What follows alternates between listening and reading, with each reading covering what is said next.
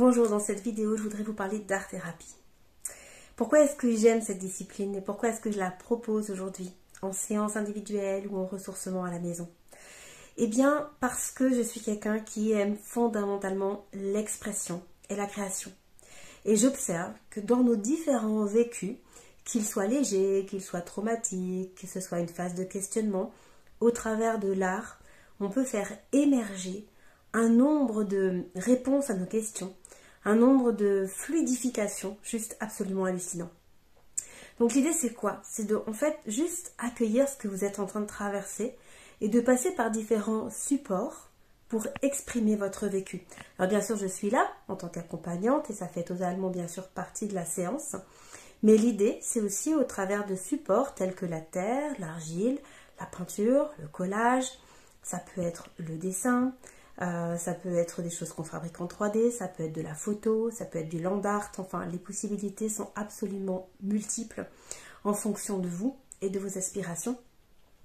Et bien sûr je serai force de proposition dans un premier temps, de pouvoir aller rencontrer ce que vous traversez tout simplement et de pouvoir l'exprimer d'une manière qui va être apaisante et libératrice. Donc c'est un temps pour vous, c'est une séance de thérapie mais qui passe par votre vecteur artistique, par votre élan de création. Et il n'y a pas besoin d'avoir un quelconque niveau artistique pour faire ça, absolument pas. N'importe quel enfant de 3 ans, on lui donne de la terre, il va faire quelque chose. On lui donne des crayons de couleur, il va faire quelque chose. Et nous, les adultes, souvent, on s'est inhibés par rapport à notre élan créatif. Et en fait, ça fait un bien fou de le laisser s'exprimer. Donc, sans recherche de résultats, sans chercher la beauté, juste s'autoriser l'expression.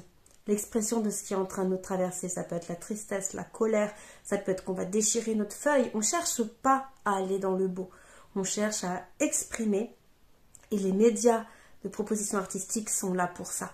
Pourquoi est-ce que je vais prendre du bleu ou pourquoi est-ce que je vais me mettre à coller de la laine ou pourquoi est-ce que je vais prendre de la peinture et je vais en badigeonner partout? On ne cherche pas forcément à analyser, hein. On se laisse être, on se laisse vivre ce qui nous traverse tout simplement en jaillissant sur la feuille si c'est une feuille, sur la terre si c'est la terre, sur ce qu'il y a besoin en fonction de ce qu'on fait. Ça peut être la danse, ça peut être l'écriture, enfin tout est possible. Donc voilà, sachez que c'est une pratique qui est très apaisante, qui est surprenante. Vous pouvez vraiment vous surprendre vous-même de ce qui sort, de ce que vous exprimez. Ça peut être facile, tout comme pour certaines personnes, ça peut être très difficile de passer par l'expression. Et on y va pas à pas, comme c'est bien pour vous. Ça peut être des choses très simples, ça peut être quelques petits pas, comme dans la neige, on fait quelques traces, on avance doucement, quelques traces sur notre feuille, c'est tout un chemin de rencontre de soi, que ce soit dans une épreuve, que ce soit dans un deuil, ou que ce soit juste parce qu'on a envie de s'explorer, de se rencontrer, de prendre du temps pour soi, de s'exprimer.